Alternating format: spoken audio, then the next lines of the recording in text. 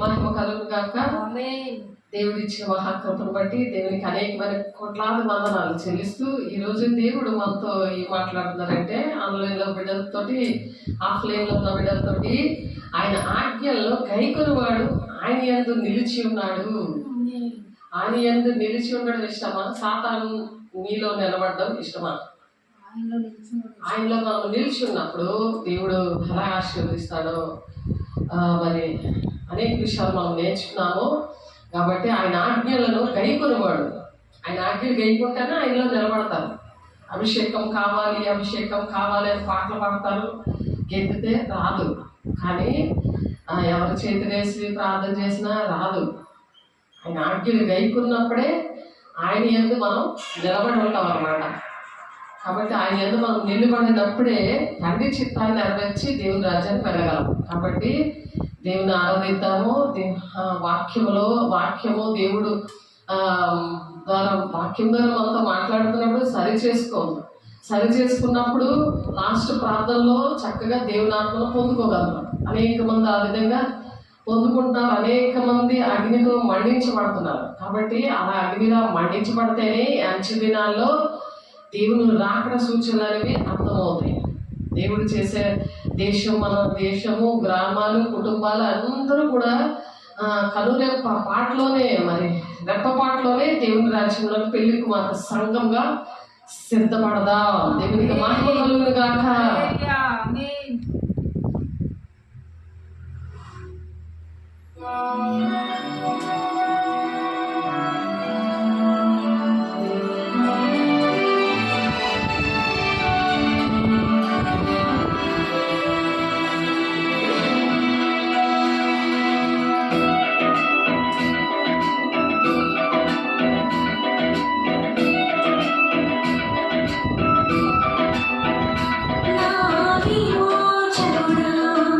సజీవుడా కృపా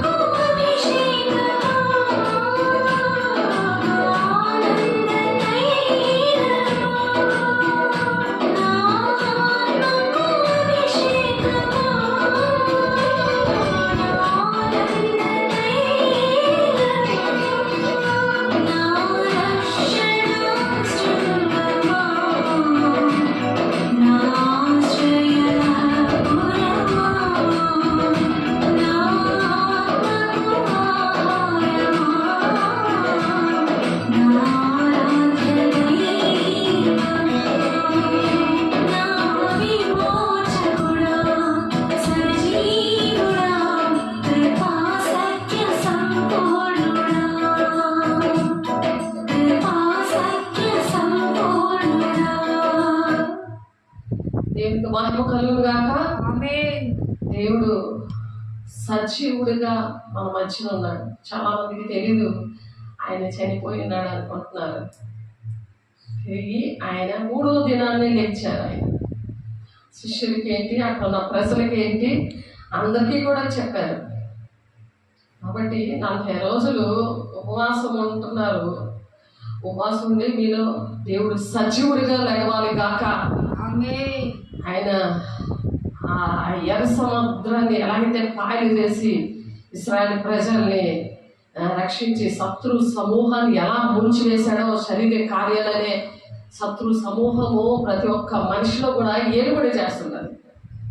అందుకే దేవుడు మాట్లాడే దేవుడు ఈరోజు అటువంటి కళనే చూపించాడు మా సంఘంలో ఒక ఆమె. ఎందుకంటే అటువంటి శత్రు సమూహము అది వెంటాడుతూ ఉన్నా సరే దేవుని ఆత్మతో నిలబడాలి. ఆ సమూహాన్ని ఆ వాక్యమైన పాలు అనేవి అబద్ధ బోధకులు ఎక్కువగా ఉన్నారని దేవుడు చూపిస్తున్నారు. ఆ పాలు అనే వాక్యము సరిగా అర్థం కావట్లేదు. కాబట్టి 50 రోజులు దేవుడు అనేక మందికి కనబడి ఆయన పరలోక రాజ్యానికి వెళ్ళారు. వెళ్ళి అక్కడ మరి తండ్రి కుడి పార్శ్వాన నుండి మన కోసం పరిశుద్ధుల కోసం విజ్ఞాపన చేస్తున్నారు. పరిశుద్ధులుగా ఉండడానికి పరిశుద్ధాత్మని దేవుడు భూలోకానికి మేడగదిలో ఆ 50వ రోజుని తీసుకొని వచ్చారు. దేవునికి మహిమ కలుగును గాక. ఆమేన్. పరిశుద్ధాత్మే ఆనంద తైలముగా దేవుడు తన ప్రాణాలను పెట్టి మనకి విమోచన ఇచ్చాడు. ఆ విమోచకుడు మన భూలోకంలో ఎవరూ లేరు. ఎవరూ మన కోసం ప్రాణం పెట్టలేదు. మనం చేసిన పాపాలకి, మనుషులు చేసిన పాపాలకి ఎవరు కూడా ప్రాణం పెట్టలేదు. దేవుని బిడ్డ ఒకసారి ఆలోచించండి. మీరు ఆలోచించాలి. దేవుని బిడ్డలుగా మీరు ఉండాలి.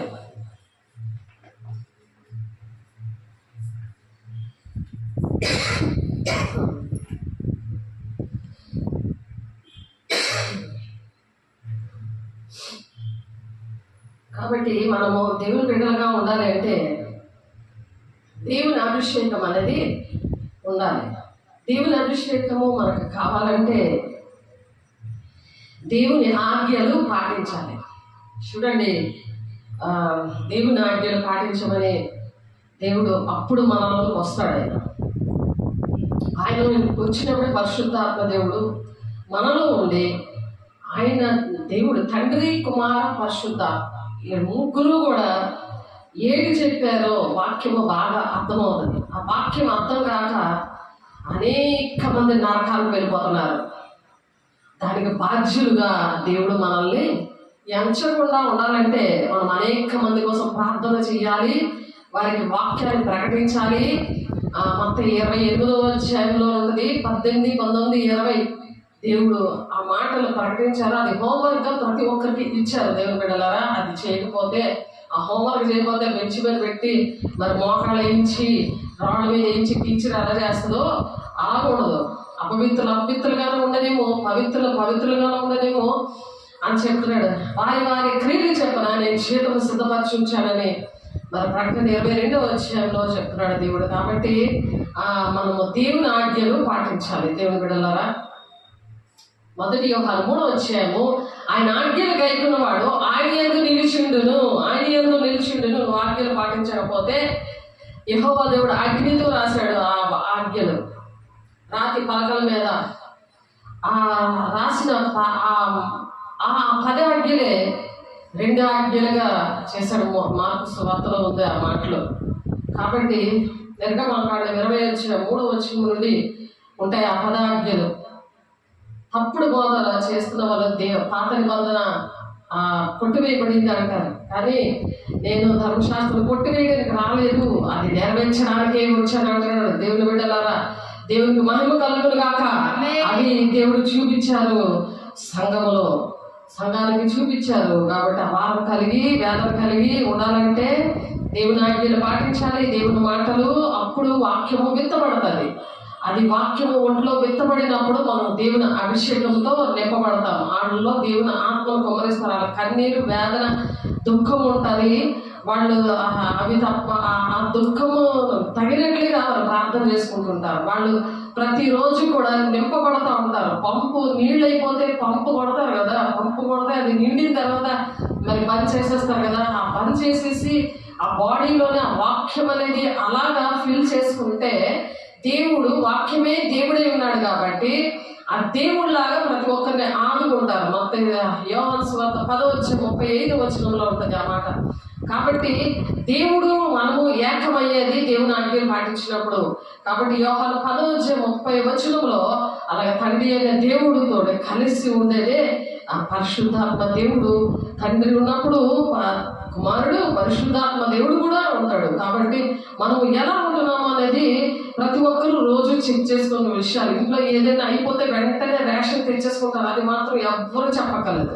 కానీ ఒంట్లో, దేహంలో దేవుని ఆత్మతో నింపబడిన వాళ్ళే, వాక్యం బాగా తెలిసిన వాళ్ళే చల్లారిపోతుంటే మరి అది అర్థం అవట్లేదు. ఒకసారి పొందుకుంటే చాలు అనుకుంటున్నారు. రక్షణను మరి చనిపోయే వరకు కూడా కాపాడుకోవాలి అని మత్తయి 24వ అధ్యాయంలోని 24వ అధ్యాయంలో ఉంది ఆ మాట. 13వ వచనం అనుకుంటాను, చూద్దాము. మత్తయి 24వ అధ్యాయము. అంతవరకు కూడా కాపాడుకోవాలి దేవుని బిడ్డలారా. అంతవరకు కూడా సహించేవాడు ఎవడో 13వ వచనము. మత్తయి 24:13 అంతవరకు సహించేవాడు ఎవడో వాడే రక్షించబడును. నువ్వు సహించుకోకుండా నాకు అది నొప్పి, ఈ నొప్పి, నాకు ఇది అవ్వదు, చేయదు అని వంకలు పెడుతున్నాడు దయ్యంగాడు. నువ్వు ఎప్పుడైతే వాక్యంతో నింపబడుతుంటావు, నువ్వు వంకలు పెట్టవు. దేవుడే నీలో ఉన్నప్పుడు నీలో దేవుని మాటలు వింటావు, ఆ మాటలు తగినట్లుగా పరిగెడతావు, గురి ఎత్తుగా పరిగెడతావు. మరి సాధారణుడు పరిగెడతా ఉంటాడు అనమాట. సాధారణ పరిగెట్టేలాగా నువ్వు చేస్తావు అనమాట. ఇంట్లో నుంచి, గ్రామంలో నుంచి, ఆ దేశంలో నుంచి పరిగెట్టేలాగా చేసే పని నీది, నాది. దేవుని బిడ్డలారా ఒకసారి గమనించండి. దేవుని రాజ్యము మరియు ఈ రాజ్య సువార్త సకల జన్మలకు సాక్షాత్మే లోకమందు అంతటా ప్రకటించబడును. అటు తర్వాతే అంతం వస్తుంది. దేవుడు వెయిట్ చేస్తున్నాడు నువ్వు దేవుని రాజ్యానికి రావాలని, నువ్వు దేవుని మాట వినాలని అని. దేవుని పిల్లలుగా ఉండి మరి మొక్కేసుకొని నమస్కారం పెట్టేసి ఏదో ఒకటి వేసేసి ఏదో మొక్కుకున్నానులే, దేవుడు నమ్ముకున్నానులే అనేది కాదు. నీ రక్షణ పాడు చేసుకున్నావు, అది నువ్వు గమనించాలి దేవుని బిడ్డ. కాబట్టి దేవుడు ఏం చెప్తున్నారంటే యోహాను సువార్త 3వ అధ్యాయము, యోహాను సువార్త 3వ అధ్యాయంలో చూడండి, రాసుకోండి. దేవుని పాదం దగ్గర పట్టుకొని బతిమలాడుకోండి, ఒక తీర్మానం చేసుకోండి. తీర్మానం చేసుకున్నప్పుడు సేవకులు ప్రార్థన చేస్తున్నప్పుడు దేవుని ఆత్మతో నింపబడతారు, అగ్నిలా మండుతూ ఉంటారు. మీ కుటుంబాలని, గ్రామాలని, ఉద్యోగంలో ఉన్న వాళ్ళని, ఇరుగు పొరుగు వాళ్ళని, మరి దేశం కోసము ప్రార్థన చేసే బాధ్యత, మరి ప్రార్థనే కదా క్రియలు కూడా చేసే బాధ్యత ఉంది. అపోస్తుల బోధలు, ప్రవక్తలు, అపోస్తులు లేవనెత్తబడ్డారు. ఈ సంఘంలో గ్లోరీ గాస్పెల్ చర్చ్ ఆర్గనైజేషన్ లో అపోస్తులుగా పిలువబడ్డారు. మీరు దేవుని బిడ్డలారా, ఆయన ఆజ్ఞలు గైకొను వాడు ఆయన యందు నిలిచి ఉండును, ఆయన వాని యందు నిలిచి ఉండును. దేవునికి ఇష్టమైన దేవుడు మీలో నిలబడితే ఇష్టమా కాదా? ఇష్టమై అన్నప్పుడు దేవుని ఆజ్ఞలు పాటించాలి. ఆయన మన యందు నిలిచి ఉన్నాడని ఆయన మనకు అనుగ్రహించిన ఆత్మ మూలముగా తెలుసుకొనుచున్నాము. నీలో ఆత్మ ఉందని ఎలా తెలుస్తుంది? దేవుని మాట వింటే నీకు తెలుస్తుంది. దేవుని ఆజ్ఞలు గైకుంటే నీలో దేవుని ఆత్మ ఉంది వస్తుంది. నువ్వు దేవుని ఆజ్ఞలు పాటించవు, అక్రమంగా నడుచుకుంటావు, మరి గాలికి చదువుకుంటూ పొట్టుగా ఎక్కడ పడితే అక్కడికి ఎక్కడైనా దేవుడు ఎగిరిపోతూ ఉంటావు, అనుకూలమైన బోధనల్ని వెతుక్కుంటా ఉంటావు. ఇవన్నీ సాధారణ పనులు అవే చూపించాడు దేవుడు ఈరోజు. కాబట్టి ఏంటంటే దేవుడు చూపించినప్పుడు చెప్పవలసిన బాధ్యత మాని, కానీ విని మీరు దేవుని రాజ్యాన్ని సిద్ధపడవలసిన బాధ్యత మీది. అలాగే మీరు నిలబడి మీ ఇంట్లో వాళ్ళకి, గ్రామస్తులకి, దేశం కోసం అందరికీ చెప్పే బాధ్యత ప్రతి ఒక్కరికి ఇచ్చాడు. అది మత్తయి సువార్త 28, 18, 19, 20 వచనాలు ఉంది. మీరు చూడండి, దాన్ని గ్రేట్ కమిషన్ అంటారు. కాబట్టి ఆ హోంవర్క్ చేసిన వాళ్ళు దేవుని రాజ్యానికి వెళ్తారు. కనురెప్ప పాటలో దేవుడు వచ్చినప్పుడు సిద్ధంగా ఉంటారు. కొద్దిమంది భయపడద్దు అని చెప్తున్నాడు దేవుడు. పిరికిగల ఆత్మను మీకు ఇవ్వలేదు, దత్తపుత్ర ఆత్మ నేను ఇచ్చాను, ఆనంద అభిషేక తైలముతో మిమ్మల్ని అలంకరించాను అంటున్నాడు. హెబ్రీలు 1:9 చూడండి.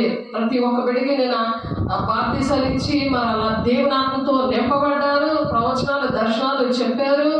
మరి వాళ్ళు ఆనంద అభిషేక తైలముతో వాళ్ళు అలంకరించినప్పుడు అక్కడ నుంచి వాళ్ళు పంపులో నీళ్ళు అయిపోతుంటే వాళ్ళు నింపుకొని మీ కుటుంబాలు రక్షించుకోవాలి. మీరున్న చుట్టుపక్కల గ్రామాల్లో ఉన్న వాళ్ళు ఎక్కడికి వెళ్తే వాళ్ళు రక్షించుకునే బాధ్యత మీది. దేవునికి మహిమ కలుగును గాక. హెబ్రీలు 1:9 నీవు నీతిని ప్రేమించితివి. నీతిగా ఉండడం అంటే ఏంటి? ఆయన ఆజ్ఞలు గైకొండు. నన్ను ప్రేమించేవాడు నా ఆజ్ఞలు గైకుంటాడని ఉంది వాక్యం. దేవుని ప్రేమిస్తున్నావా లేదా? దేవుని ప్రేమిస్తే అప్పుడు నీ జీవితం మారుతుంది, నీ ఇంట్లో జీవితాలన్నీ మారుతాయి. అనేకమైన శ్రమల నుండి, ఇబ్బందుల నుండి, అనారోగ్యం నుండి సమాధానం వస్తుంది. కాబట్టి నీవు నీతిని ప్రేమించితివి, దుర్నీతిని ద్వేషించితివి, అందుచేత దేవుడు నీ తోటి వారి కంటే నిన్ను హెచ్చించినట్లు. ఆశీర్వాదం అది. అన్ని ఇల్లు మరి ఉద్యోగాలు, కార్లు ఇవి కాదు ఆశీర్వాదాలు. అవి తర్వాత అవి ఉండినా సరే మనశ్శాంతి ఉండదు. అందుకే కాబట్టి అవన్నీ ఉండొచ్చు, కానీ ముందు దేవుని అభిషేకం ఉన్నప్పుడు దేవుని పని కోసము దేవుడు ఇస్తాడు అవన్నీ కూడా. దేవుడు మనం రారాజు బిడ్డలుగా పెంచాలని ఆలోచిస్తున్నాడు. కానీ శాంతి సమాధానం లేకుండా అన్నీ ఉంటే ఏం లాభం? నీవు నీతిని ప్రేమించితివి, దుర్నీతిని ద్వేషించితివి, అందుచేత దేవుడు నీ తోటి వారి కంటే నిన్ను హెచ్చించినట్లు దేవుడు ఆశీర్వదించాలని మనల్ని దేవుడు ఆనంద అభిషేక తైలముతో అభిషేకించాను. ప్రతి ఒక్కరికి అలా ప్రార్థన చేయడం జరిగింది. కానీ గలతీ సంఘంలో ఆత్మానుసారుగా ప్రారంభించి శరీరానుసారుగా మీరిపోయారని బాధపడుతున్నాడు పౌలు. ఆ విధంగా నాకు కూడా అటువంటి బాధ ఎప్పుడు కూడా ఉంటుంటుంది. ఎందుకంటే ఏ ఒక్కరు నశించుకోవడం దేవునికి ఇష్టం లేదు. దేవుని బిడ్డలారా ఒకసారి ఆలోచించండి. కాబట్టి ఇక్కడ ఆయన ఆజ్ఞలు గైకొన్నవాడు ఆయన యందు నిలిచి ఉండెను, ఆయన వాని యందు నిలిచి ఉండెను, ఆయన మన యందు నిలిచి ఉన్నాడని ఆయన మనకు అనుగ్రహించిన ఆత్మ మూలముగా తెలుసుకొనిచున్నాము. నీకు అనుగ్రహిస్తే ఆత్మ అప్పుడు తెలుస్తుంది అనమాట. నేను దేవుని ఆజ్ఞలు పాటిస్తున్నాను అనమాట. నీకు జ్వరం వస్తే తల మీద పడితే తెలుస్తుంది కదా ఎంత జ్వరం ఉందో. సేమ్ అలాగే దేవుని నువ్వు ఆజ్ఞలు పాటిస్తున్నావో లేదో, దేవుని ప్రణాళిక తండ్రి చిత్తం నెరవేరిస్తేనే దేవుని రాజ్యం. లేకపోతే అక్రమం చేయగలరా? పొండి మీరు ఎవరో నాకు తెలియదు అంటాడు. ఏది చేసినా సరే అసలు దేవుని ఆజ్ఞలు ఏంటి, నేను ఏం మాటలు పాటించలేకపోతున్నానని అడగండి. మీరు చెప్తున్నప్పుడు అర్థం కాలేనప్పుడు అడగండి, దేవుడిని అడగండి. దేవుడు మాట్లాడే దేవుడు. యోబు 33:14 ఉంటుంది. కళల ద్వారా మాట్లాడతాడు ఆయన. ఒకసారి 2 సార్లు మాట్లాడతాడు. సేవకులతో మాట్లాడండి. దేవుడు సేవకులు మంచి సేవకులు మీకు ఇచ్చారు, అన్ని వివరించి చెప్తారు. ప్రేమించే సేవకులు ఇచ్చారు. మీరు ఎంతగా మీరు మాట వినకపోయినా సరే ఏ క్షణం మీరు ఫోన్ చేసినా మాట్లాడే మంచి సేవకుల్ని మన దేవుడిని ఇచ్చారు మీకు. కాబట్టి ఆయన ఆజ్ఞలు గైకొన్నవాడు ఆయన ఎందు నిలిచి ఉండను, ఆయన వాని ఎందు నిలిచి ఉండను అని చెప్తున్నారు. దేవుడు నిలబడాలి అని అంటే మనము దేవునికి ఇష్టంగా ఉండాలి, దేవుడు మనలో ఉండాలంటే. కాబట్టి ఇక్కడ దేవుడు ఆయన ఆత్మ మూలముగా మనము జన్మించాలని దేవుడు ఆశపడుతున్నాడు. యోహాను సువార్త 6:54-56 చూడండి. నా శరీరము తిని నా రక్తము త్రాగుబడే నిత్య జీవం గలవాడు. ఒక నెలకు ఒకసారి, సంవత్సరానికి ఒకసారి ఆయన శరీరము రక్తము వాక్యము లాంటిది. అది ఆ వాక్యంలో సరి చేసుకుంటూ తీసుకుంటున్నప్పుడు అప్పుడు దేవుడు ఒంటిలో నిలబడతాడు. దేవునికి మహిమ కలుగును గాక. నా శరీరము తిని నా రక్తము త్రాగువాడే నిత్య జీవం గలవాడు, అంచె దినమున నేను వానిని లేపుదును అంటున్నాడు. అంచె దినాన్నంట దేవుడు వాడిని లేపుతాడంట. ఒకవేళ మనం చనిపోతాం కదా, దేవుని రాజ్యానికి దేవుడు అంచె దినాన్న అంటే దేవుడు రాకముందే చనిపోయారు అనుకోండి, అనేక మంది చనిపోయారు కదా, అంచె దినాన్న దేవుడు వాళ్ళు లేపుతారట. నా శరీరము నిజమైన ఆహారమును నా రక్తము నిజమైన పానమై ఉన్నది. నా శరీరము తిని నా రక్తము త్రాగువాడు నా యందును నేను వాని యందును నిలిచి ఉందుము, నేను వాని యందు నేను నిలబడతాను. నా శరీరం తిని నా రక్తం త్రాగుడు నా యందును నేను వాని యందును నిలిచి ఉంటామంటున్నారు. అలాగా దేవుడు మనలో నిలబడాలి. అలా నిలబడుతున్నారా లేదా అనేది చెక్ చేసుకోవాలి. అప్పుడు క్రియలు వస్తాయి. మీకు పిరిగితనం ఉండదు, మీకు స్వార్థం ఉండదు, ధనాపేక్ష ఉండదు, ఎదుటి వారిని ప్రేమించదు. చాలా దేవుని ప్రేమించే ఆత్మ, దేవుని ప్రేమించిన దేవుని మాట వింటారు. ఆ మాట వింటారు. మరి ఇరుగు పొరుగు వాళ్ళని ప్రేమిస్తారు, నీ సహోదరుని ప్రేమిస్తావు. నువ్వు అందరితో అసమాధానంగా ఉండవు. సంఘంతో, కుటుంబంతో మరి ఎక్కడికి వెళ్ళి అసమాధానం అనేది మనిషికి ఉంటుందంటే దేవుడు ఆ మనిషిలో లేడని అర్థము. దేవుని బిడ్డ ఒకసారి చెక్ చేసుకోండి. మరి యోహాను సువార్త 14 వచ్చిన నుండి 23 వచ్చిన తీసి చూడండి. నా ఆజ్ఞను అంగీకరించి వాటిని గైకొనివాడే నన్ను ప్రేమించేవాడు. నా ఆజ్ఞలు అంగీకరిస్తున్నావా? వాటిని గైకుంటున్నావా? అప్పుడు దేవుని ప్రేమించినట్లట. నన్ను ప్రేమించేవాడు నా తండ్రి వల్ల ప్రేమించబడను. యేసుని ప్రేమిస్తే తండ్రి కూడా ప్రేమిస్తాడంట. కాబట్టి నా తండ్రి వల్ల ప్రేమింపబడను, నేను వాని ప్రేమించి వానికి నన్ను కనపరిచి పొందునని చెప్పాను. దేవుడు ఇక్కడ మాకు దర్శనాల్లో అనేక సార్లు దేవుడు చూపించారు. ఈ సంఘంలో మరి సేవలోని అనేక మందికి యెహోవా దేవుడిని చూశారు దర్శనాల్లో, ప్రవచనం చెప్తున్నప్పుడు. మరి అనేక సార్లు మీకు ఈ సాక్ష్యాలు చెప్పడం జరిగింది. మరి ఇస్కరియోతు యోధ అంట. ఇస్కరియోతు కానీ యోధ, ప్రభువా నీవు లోకములో కాక మాకు మాత్రమే నిన్ను నీవు కొనుటకి ఏమి సంభవించదని అడగగా, ఇస్కరియోతు యోధ ఏం చేస్తున్నాడు? మాకే కనపడుతున్నా, మరి లోకానికి నిన్ను నీవు కనపరుచుకున్నటకి నీకు ఏమి సంభవించింది అని అడుగుతున్నాడు. అడుగుతుంటే యేసు, ఒకడు నన్ను ప్రేమించిన వాడు నా మాట గైకొనును, అప్పుడు నా తండ్రి వారిని ప్రేమించును, మేము వారి యొద్దకు వచ్చి వారి యొద్ద నివాసము చేతము. లోకములోని చూడలేరు. యోధ అడుగుతున్నాడు ఆ క్వశ్చన్. లోకంలోని ఎందుకు చూడలేకపోతున్నారు నిన్ను అనేసి అంటే, ఎవరైతే నన్ను ప్రేమిస్తారో వాళ్ళలో నేను ఉంటాను, నా తండ్రి వారిని ప్రేమిస్తాడు, మేము వారి యొద్దకు వచ్చి వారి యొద్ద మేము నివాసం చేస్తాము. దేవుడు నివాసం చేయడం ఇష్టమా లేదా? ఇష్టమై అన్నప్పుడు దేవుడిని ఎప్పుడు కూడా దేవుడు మనుషులు నివాసం చేద్దామని అనుకుంటారు, మనుషుల దగ్గర నివాసం చేద్దామని అనుకుంటారు. కాబట్టి దేవునికి ఇష్టంగా ఉండాలి, దేవునికి మహిమకరంగా ఉండాలి. మరి దేవుడు మనలో నివసించినప్పుడే ఆ దేవుని రాజ్యానికి వెళ్తామనే ఒక ఆశ కలుగుతుంది. తండ్రి చేత నెరవేర్చడానికి అనేక మందిని మరి స్వస్థపరచడము, దెయ్యం మీద అధికారము, ఒక్కొక్కరికి ఒక్కొక్క వరం ఇస్తారు. ఒక వరం ఇచ్చిన తర్వాత ఇంకొక వరం ఇస్తారు, నమ్మకం ఉంటే ఇంకొక వరం ఇస్తారు. అలా దేవుడు నాకు ప్రతి వరం కూడా ఆ విధంగానే ఇచ్చాడు. నాకు నేను అడగలేదు, అసలు ఉన్నాయని కూడా నాకు తెలియదు. లోపడ్డాను అంతే, వాక్యానికి లోపడ్డాను, దేవుని ఆజ్ఞలు పాటించాను, దేవుని ఆత్మను పొందుకున్నాను. ఆ పొందుకోవడము దేవుని ఆత్మ ఉంటే అదే వేదన దుఃఖం తప్ప ఇంకో వేదన దుఃఖం ఉండదు. నా కుటుంబం కూడా నన్ను ఎవరు డిస్టర్బ్ చెయ్యరు. ఇప్పుడు వాళ్ళకు కూడా అర్థమైపోయింది. నిన్న కూడా మా పాప అంటుంది, నువ్వు సేవలో ఉన్నా కదా మమ్మీ, నేను డిస్టర్బ్ చేయను నేను అని అంటుంది. అసలు విజయనగరమే అసలు వచ్చేవలసింది ట్రాన్స్ఫర్ అయ్యి, మరి హెచ్ఆర్స్కే హెడ్గా దేవుడు ఆ బిడ్డకి ప్రమోషన్ ఇచ్చాడు. అటువంటి మనసు ఉంది కాబట్టి అలాగే దీవిస్తున్నాడు దేవుడు.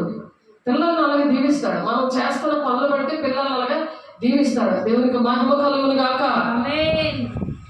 ఎంత అనుకోలేనట్టుగా దేవుడు అంతగా ఒక ఆఫీసర్ లెవెల్లో, మరి ఆ ఆఫీసర్కి భారీగా కట్నం రూపాయి ఇవ్వకుండా, ఏది కూడా నా దగ్గర ఆశించకుండా, నా దగ్గర నేను ఏది కూడా వాళ్ళకి ఏమి చేయలేకపోయినా సరే సంతోషంగా వాళ్ళు అలాగా ఉండలేరు కదా ఎవరు కూడా. ఇది శరీరానుసారమైందే. కానీ ఆత్మ సంబంధం ఉన్నప్పుడు శరీరానుసారులు కూడా అర్థం చేసుకుంటారు. ఆ విధంగా శరీరానుసారంగా ఉన్నవాళ్ళు ఆత్మానుసారులుగా తయారవుతారు. వాళ్ళు ఆత్మ సంబంధమైన విషయాలు అర్థమవుతాయి. దేవునికి మహిమ కలుగును గాక. సాతాను ఏంటంటే ఇంట్లో వాళ్ళు అవన్నీ ఆ శరీర సంబంధం వైపే నువ్వు చూస్తుంటే నువ్వు అలాగే దాన్ని విగ్రహంగా చేసుకున్నావు, నీవు అక్కడే ఉంటావు. కానీ నువ్వు దేవుని ప్రేమించాలి, మనుషులు కాకుండా నువ్వు దేవునికి మొదటి స్థానం ఇవ్వాలి. ఆ దేవునికి ఖర్చు పెట్టాలి. సంఘానికి నువ్వు దేవునికి మలాకి 3:9 ఉంటుంది కదా, దేవుని ధననిధిలోనికి తీసుకొని రావాలంటే నీకు ఇష్టం లేదు. దేవుని రాజ్యం కట్టబడడానికి ఇష్టమే లేదు. అది సాతానుడు. ఆ ప్లేస్లో దేవుడు నివసించే ప్లేస్లో సాతానుడు నివసిస్తున్నాడు. ఆ దేహంలో అది కనిపించి చూపిస్తున్నా సరే, చెప్తున్నా సరే ఆ హృదయం బండబారిపోయి ఉంటుంది కొంతమందిది. కాబట్టి ఒకసారి ఆలోచించండి. దేవుడు మరి హెస్కేల్తో చెప్తాడు, మీరు చెప్పండి, మరి వినకపోయినా మీరు చెప్పండి అని చెప్తున్నారు. కాబట్టి వినకపోయినా చెప్పే బాధ్యత అనేది మరి హెస్కేల్ గారికి ఇచ్చినట్లు ఆ కొరతలేని ఆత్మ దేవుని ఆలయంలో నుంచి ఆ గుమ్మములో నుండి అది ప్రవహిస్తూ ఉంది. ఇక్కడ అలా ప్రవహించినప్పుడు అక్కడ దేవుని ఆత్మతో నింపబడిన వాళ్ళు ఆ దేహం అనే దేవుని ఆలయంలో తయారు చేసుకుంటున్నారు. ఆ ఆలయంలో తయారు చేసిన దేహం అనే దేవుని ఆలయంని నింపుకుంటున్నారు ప్రతిరోజు కూడా. అటువంటి భాగ్యము ప్రతి ఒక్కరికి ఉండునుగాక. దేవునికి మహిమ కలుగునుగాక. హెస్కేల్ 47 అధ్యాయము 1వ వచనంలో ఉంది. దేవుని బిడ్డలారా చూడండి, ఆ కింద వచనాల్లో కూడా ఉంటుంది. ఆ పాట కూడా మనం పాడుకున్నాం. కొరత లేకుండా కొరత లేకుండా కొరత లేకుండా కొరత లేకుండా కొలమానం లేకుండా నీ ఆత్మతో నింపు. కొలమానం లేకుండా నీ ఆత్మతో నింపు. పరిశుద్ధాత్ముడా పరిశుద్ధాత్ముడా కొలత లేని ఆత్మతో నన్ను నింపు. మోకాళ్ళలోతు సరిపోదు, నడుములోతు సరిపోదు. మోకాళ్ళలోతు సరిపోదు, నడుములోతు సరిపోదు. దాటలేనంత ఈదులాడుటకు నన్ను నింపు. హెస్కేల్ చెప్తున్నాడు 47వ అధ్యాయంలో 1 నుంచి ఉంది. ఆ అధ్యాయం చదవండి, దేవుణ్ణి అలాగా అడగండి. పరిశుద్ధతని శరీరం ఆత్మ రెండు కూడా పరిశుద్ధంగా ఉంటే మరి దేవుని మాటలు వింటే, దేవుని ఆజ్ఞలు పాటిస్తే ఆయన ఆ విధంగా నివసించాలి గాక. మీలోని దేవునికి మహిమ కలుగును గాక. మీరు ఖాళీ కుండల్లో ద్రాక్షారసం దేవుడు నింపాడు. అది నిండిపోయిన తర్వాత దాన్ని మూత పెట్టారు కదా, అలాగే మనం ఉండాలి. మళ్ళీ అది ప్రజలకి పాత ద్రాక్షారసము ముందిచ్చి మంచి ద్రాక్షారసం వెనకిచ్చారేటని అడుగుతున్నారు అక్కడ పెళ్లి విందులో.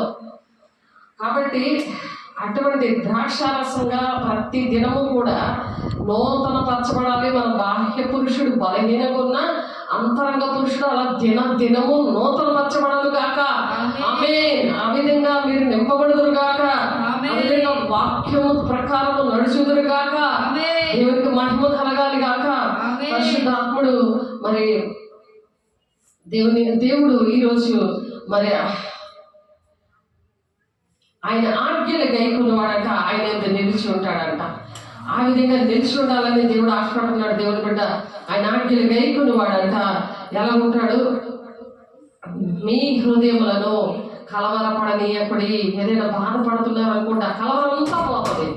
ఏ విషయంలో, పిల్లల విషయంలోనా, ఉద్యోగం విషయంలోనా, లేకపోతే దేవునాత్మ లేదనా, ఏ విషయంలో బాధపడుతున్నారో అన్నీ ఉన్నాయి కదా, నాకు దేవునాత్మ లేదు అని బాధపడుతున్నారు కదా, మీరు మీ హృదయంలో కలవరపడనీయకుడి. దేవుని యందు విశ్వాసం ఉంచుచున్నారు, నా యందును విశ్వాసం ఉంచుడు అంటాడు.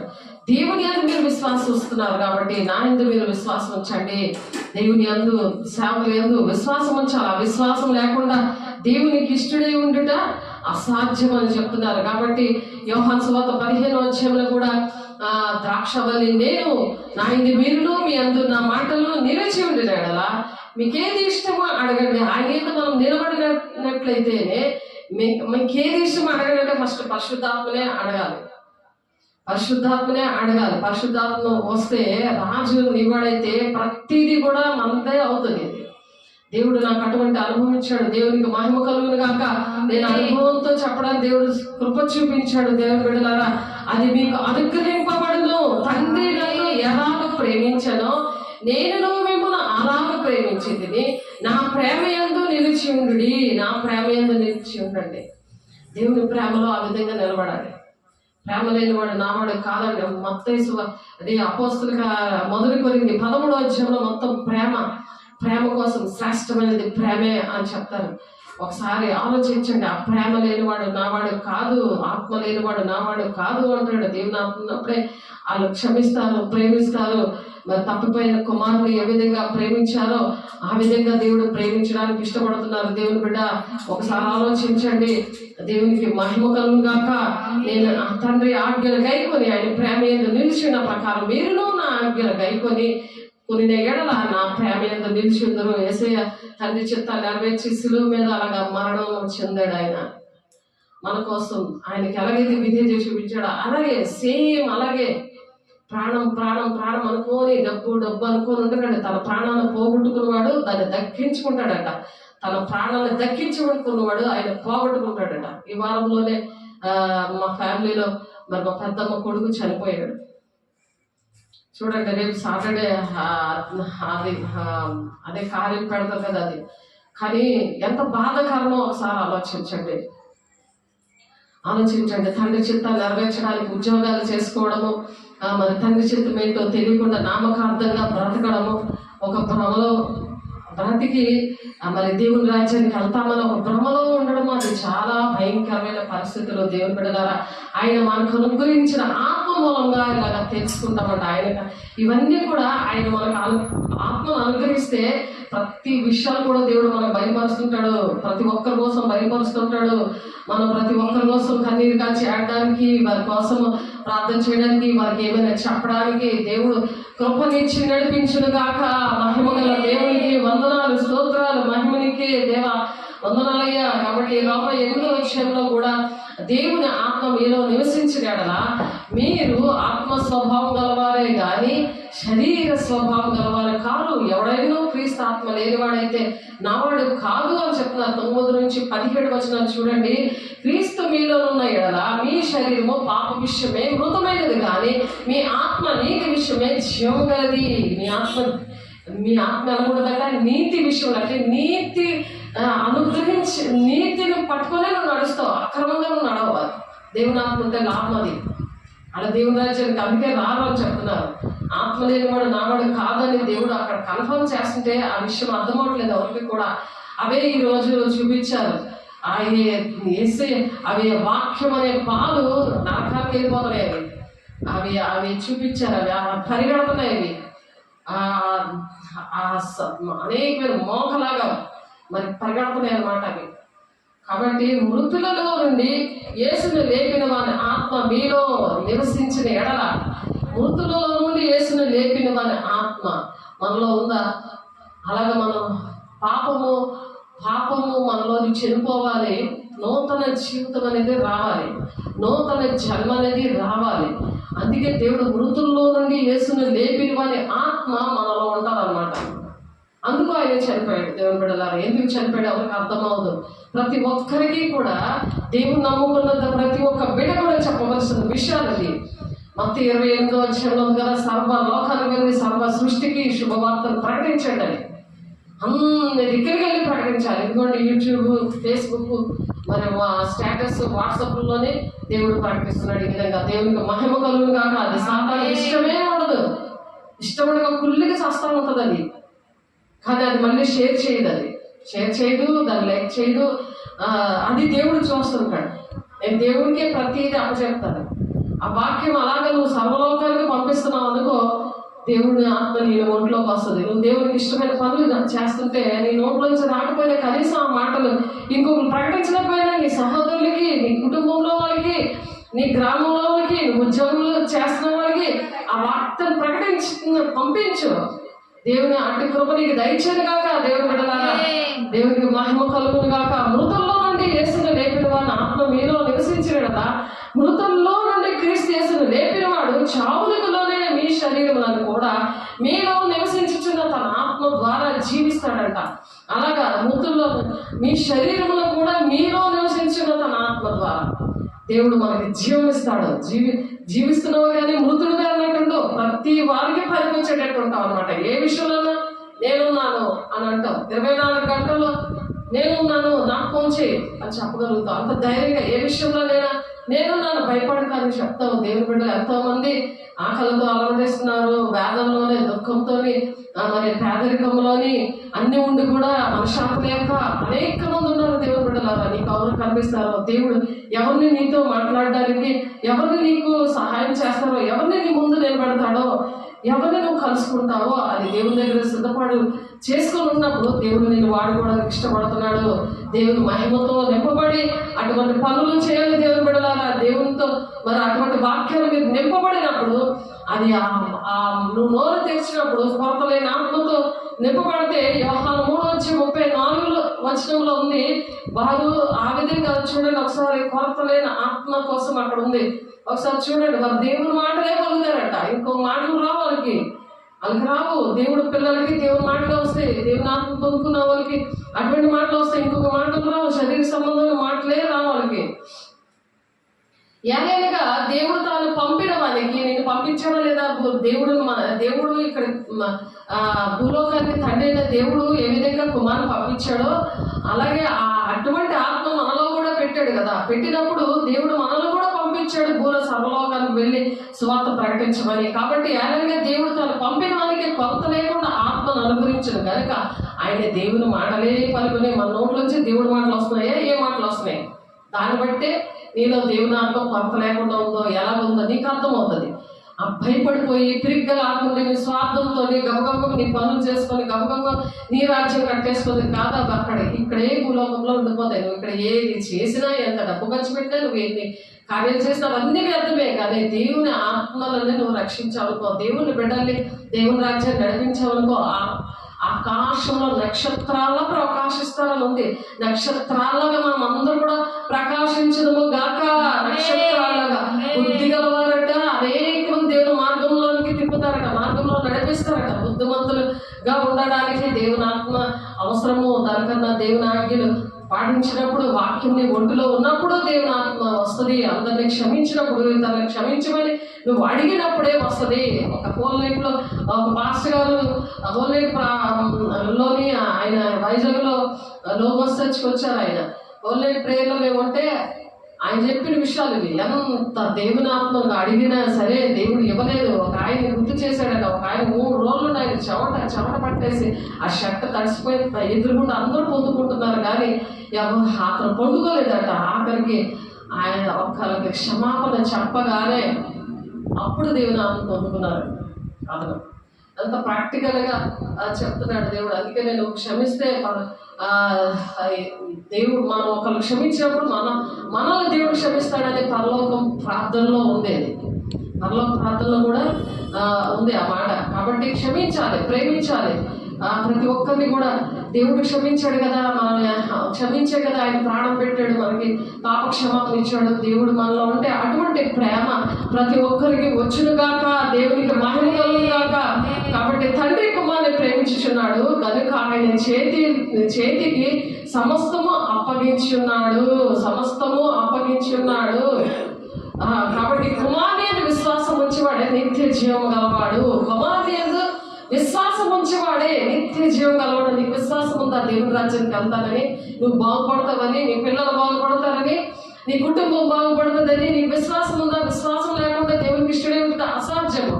దేవుని ఆత్మ పొందుకున్నాక ఆత్మీయ ఫలంలో విశ్వాసం ఉంది, కృపావరాల్లో కూడా విశ్వాసం ఉంది. కాబట్టి ఆ విశ్వాసము నిరీక్షణ ఉంటేనే దేవుడు ఇష్టపడతాడు. ఆ నిరీక్షణ నీకు విశ్వాసం లేకపోతే ప్రతిదానికి బెంగ తీసుకొని ప్రతిదానికి ఊసురోమని శారీరకంగా నువ్వు ఏడుస్తూ ఉంటే అది నీకు మంచిది కాదు, అది నీ కుటుంబానికి దేశానికి కూడా మంచిది కాదు. దేవుని బిడ్డ కుమారుని యందు విశ్వాసం ఉంచేవాడే నిత్య జీవం గలవాడు. కుమారునికి విధేయుడు కానివాడు జీవము చూడడు కానీ దేవుని ఉగ్రత వాని తల మీద నిలబడదట, వాని మీద నిలిచి ఉందని అంటున్నాడు దేవుడు. కాబట్టి దేవుని యందు కుమారుని యందు విశ్వాసం ఉంచాలి. 36వ వచనం దేవుని బిడ్డలారా చూడండి, యోహాను సువార్త 3వ అధ్యాయము 36వ వచనము, కుమారుని యందు విశ్వాసం ఉంచేవాడే నిత్య జీవం గలవాడు. నిత్య జీవం అంటే దేవుని రాజ్యానికి వస్తాడు. కుమారునికి విధేయుడు కానివాడు, విధేయత చూపించట్లేదు అనుకో, దేవుని మాటలు వినడానికి, దేవుని ఆజ్ఞలు పాటించడానికి, దేవుడి పని చేయడానికి, నా ఇష్టం నా రాజ్యం నన్ను ఎవ్వరు అడగరు అనుకుంటున్నామో. సామెతలు 3వ 15వ 3వ వచనం ఉంది, చెడ్డవారేళ్ళ మంచివారేళ్ళ యెహోవా కళ్ళు సంచారం చేస్తున్నాయట. మరి ఒక ప్రకటన 20వ కూడా ఒక గ్రంథంలో రాస్తా ఉన్నాడు. ప్రతిదీ కూడా మీ దినచర్య, నా దినచర్య అంతా కూడా ప్రతి దినం ఏంటంటే చేస్తున్నాం అవన్నీ కూడా రాస్తున్నారు. ఇద్దరు మాట్లాడితే మళ్ళీ 3:16 ఉంటుంది. దేవుని సముఖంలో ఆ బుక్లో రాసి ఆ గ్రంథంలో పెడుతున్నాడట. అవన్నీ కూడా ఇలా కన్ను మూయగానే అవన్నీ కూడా తెరవబడతాయి. ఎవరు సమాధి చేశారు, ఎంతమంది సమాధి చేస్తా వచ్చారు, ఎంతమంది ఏడ్చారు, ఏమి లెక్కలోకి రావు. మన ఆత్మలు ఎవరు వచ్చినా రాకపోయినా దేవుని రాజ్యానికి వెళ్ళిపోతాయి. అక్కడ తీర్పులో నిలబడితే నువ్వు శరీరంతో జరిగించిన మంచివైనా సరే చెడ్డమైనా సరే న్యాయపీఠం ముందు నువ్వు లెక్కప్ప చెప్పాలి అని ఉంది వాక్యం 2 కొరింథీ 5:10. కాబట్టి దేవుని యొక్క రాజ్యాన్ని వెళ్ళే వరకు కూడా అంతవరకు సహించబడే రక్షణ పొందుకున్నాను. మన రక్షణ అనేది చనిపోయే వరకు కూడా కాపాడుకునేది. ఆరోగ్యం అనేది కాపాడుకునేది. అనారోగ్యాలు అనేవి చీకటి, పాపం మనకి జీతము మరణము. మరణానికి ముందు అనారోగ్యం వస్తుంది. సాతానుడు ఎంటర్ అయిపోతాడు. వెంటనే సరి చేసుకుంటే దేవుడు స్వస్థపరుస్తాడు. 5 క్యాన్సర్ పేషెంట్లు దేవుడు నా చేతుల్లోనే రక్షించుకున్నాడు. ఆమెకు విడుదల ఇచ్చాడు. దేవుడికి మహిమ కలుగును గాక. దేవుడు చెస్ట్ క్యాన్సర్ ఇక్కడ 3 4 ఇక్కడ నోర్ క్యాన్సర్ ఆయన ఒక ఏస్పాదం అని ఆయన, రూత్ అని చెస్ట్ క్యాన్సర్ అని ఒక ఆమె, ఇంకొక ఆమె చనిపోతుంది అన్నారు. ఆ రూతే ఇంకొక ఆమెను పరిచయం చేసింది. కాబట్టి అటువంటి వాళ్ళు దేవుడు ఆ రక్షణ ఇచ్చారు. ఇంగ్లాండ్లో ఒక ఆమె, అలాగ 5 దేవుడు రక్షణ పొందుకోవడానికి, అలాగ క్యాన్సర్ నుండి దేవుడు విడుదల ఇవ్వడానికి దేవుడు సహాయం చేశారు. దేవుని బిడ్డ కుమారుని అని విశ్వాసం ఉంచబడే నిత్య జీవం గలవాడు, కుమారునికి విధేయుడు కానివాడు జీవము చూడడు. కానీ దేవుని ఉగ్రత వాని మీద నిలుచును. దేవుని ఉగ్రత వస్తుంది. ఉగ్రత రాకముందే, అనారోగ్యం రాకముందే, టాబ్లెట్స్ వేసుకోకముందే దేవుని దగ్గరికి రావాలి. దేవుని దగ్గర సరి చేసుకోవాలి. దేవుని ఆత్మని ఎందుకు ఇన్ని సంవత్సరాలైంది బాప్తిజం తీసుకున్నాను కానీ, చర్చికి వెళ్ళి వచ్చేస్తున్నాను కానీ దేవుని ఆత్మని ఎందుకు నేను పొందుకోలేదు అని ఆలోచించండి. దేవుని బిడ్డలారా, దేవుని రాజ్యానికి వెళ్తారు. వాళ్ళకి నిత్య జీవం ఉంటుంది. ఎందుకంటే దేవుడు మనలో ఉన్నప్పుడు సాతానుడు ముట్టడు, దుష్టుడు ముట్టకుండా తన్ను తాను భద్రం చేసుకోమంటున్నాడు. ఎవరి మట్టుకు అలా భద్రం చేసుకోవాలి. మనం ప్రార్థన చేసింది కొంత మట్టుకే ఉంటుంది. అది కానీ కొన్ని రోజులే, ఒక 2 నిమిషాలే ఉంటుంది. ఏ వరాలైనా సరే కొంతకాలమే ఉంటాయి. కానీ అవి ఆ చీకటి బంధకాలు అవన్నీ కూడా దేనివల్ల ఏలుబడి చేస్తున్నాయో అవి సరి చేసుకున్నప్పుడు అవి ఒకటి వెళ్ళిపోయి, ఒక ఖాళీగా హృదయం ఖాళీగా ఉందని ఒకటి వెళ్ళిపోయి అంటే 7 తీసుకొస్తుందట. అటువంటి పరిస్థితులు తెచ్చుకోకూడదు. దేవుని పొందుకున్న వాళ్ళు ఎలా ఉండాలి? ప్రతిదినము కూడా దివారాత్రులు వాక్యాన్ని ధ్యానించాలి. మరి దేవుని వాక్య ప్రకారము నడవాలి. మన త్రోవలకి వెలుగే ఉందని ఉంటుంది కదా 119వ కీర్తనలో. దేవుని వాక్యము పాల వంటిది, జుంటె తేనె ధార వంటిది. అది వాక్యము మనకి మన త్రోవలకు వెలుగై ఉన్నది అంటే మనం ఆ వెలుగులో నడాలి. చీకటి సంబంధాలుగా నడవకూడదు. దేవుడు ఏం చేయట్లేదు కదా అని కాదు. గురుగులు విత్తిపోతాడట. ఆ వాక్యం దగ్గర గురుగులు విత్తిపోతే గురుగులు కూడా తీసేద్దామా అని అంటే లేదు. గురుగులు తీసేస్తే ఇక్కడ గోధుమ ఉంది, పక్కన గోధుమ ఉంది కాబట్టి దానికి ఇబ్బంది కలుగుతుంది. కాబట్టి లాస్ట్లోనే దాని విషయం నేను చూస్తాను. లాస్ట్లోనే కోత పంట కోసినప్పుడే అప్పుడు చూస్తానని ఉంటుంది మొత్తం 13వ అధ్యాయంలో. కాబట్టి ఇంటిలో ఎవరు నమ్ముకున్నా నమ్ముకోకపోయినా, ఎవరికి ఇష్టంగా ఉన్నా ఇష్టంగా లేకపోయినా, ఎవరి ఆత్మ వాళ్ళదే, ఎవరు మట్టుకు వాళ్ళే అంటారు. అది సెల్ఫ్ అన్నమాట. ఎవరి భక్తి వాళ్ళదే. కాబట్టి ఎవరో వినట్లేదని నువ్వు ఏకీపించకూడదు. అలా ఏకీపించినప్పుడు వాళ్ళలో పాలు పొందుకోకూడదు. దేవుని బిడ్డ ఒకసారి ఆలోచించండి.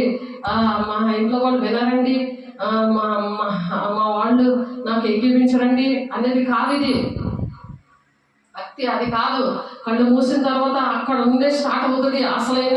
అసలైన దేవుని రాజ్యం ఎలా ఉంటుంది, అసలైన శ్రమలు అంటే ఎలా ఉంటుంది, అగ్నిగుండం ఎలా ఉంటుంది, అక్కడ నుండే దేవుని రాజ్యం స్టార్ట్ అవుతుంది. దేవుని బిడ్డలారా, దేవునితో యుగగాలు ఉండే జీవితం అంది. ఈ భూలోకంలో మనం ఏమి సుఖంగా ఉన్నా, అది దుఃఖం ఉన్నా, అవన్నీ కూడా అది వ్యర్థమే.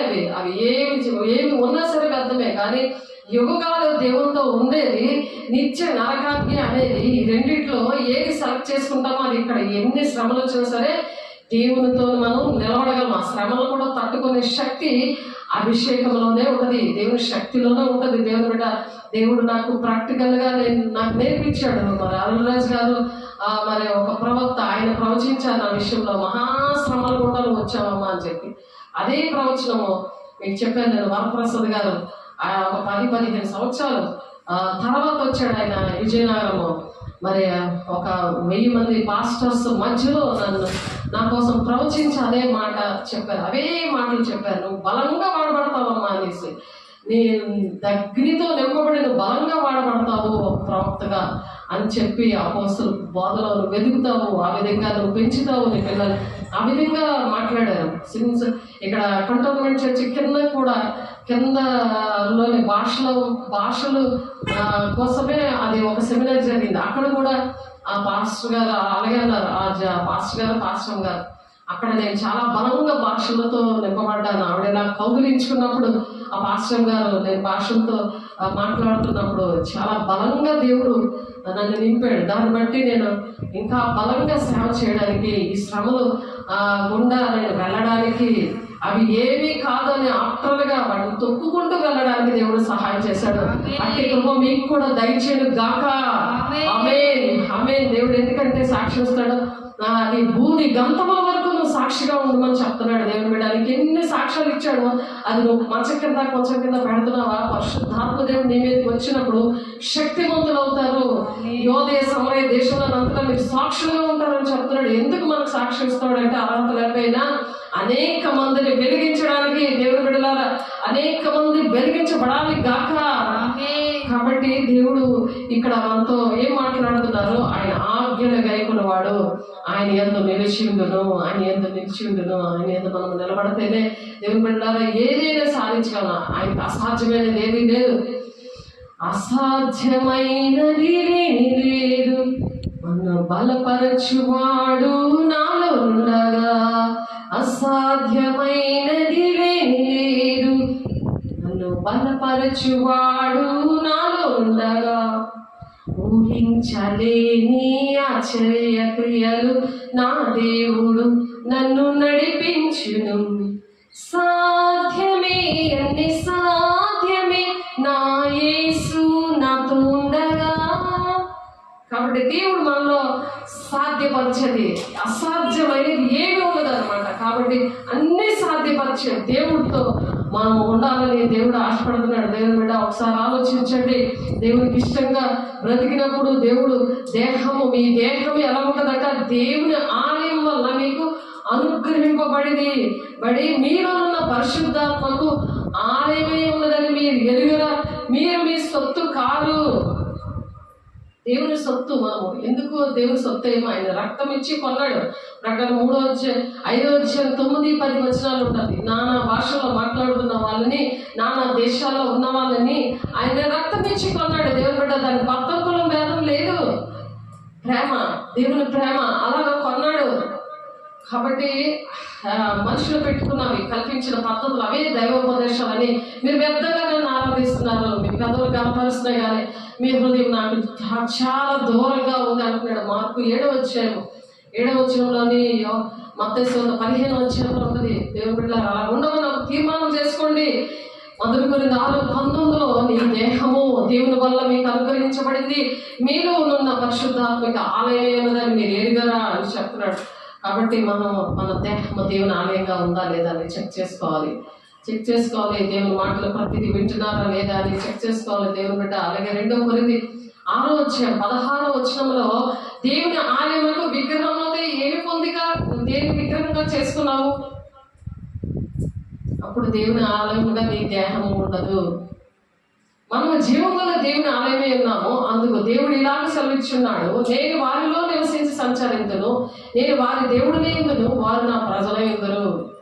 ఎప్పుడైతే నువ్వు విగ్రహంగా దేనినైనా డబ్బులు కానీ, మనుషులు కానీ, ఉద్యోగాలు కానీ, నీ నిద్రలు కానీ, నీ సుఖభోగం కానీ, దేవుని కోసం నేనేం చేయాలి దేవుడే అనేసి నువ్వు అలాంటి పిచ్చి మాటలు అన్నావు అంటే దేవుడి ఆలయంగా నీ దేహము ఉండదు అని చెప్తున్నారు ఇక్కడ. విగ్రహంగా దేన్ని చేసుకోకూడదు, దాన్ని సాగిలపడకూడదు, దాన్ని పూజించడం అంటే ఏంటి? ఎక్కువ టైం దేనికి ఇచ్చేస్తున్నామో దాన్ని పూజించడం అనమాట, ఆరాధించడం అనమాట.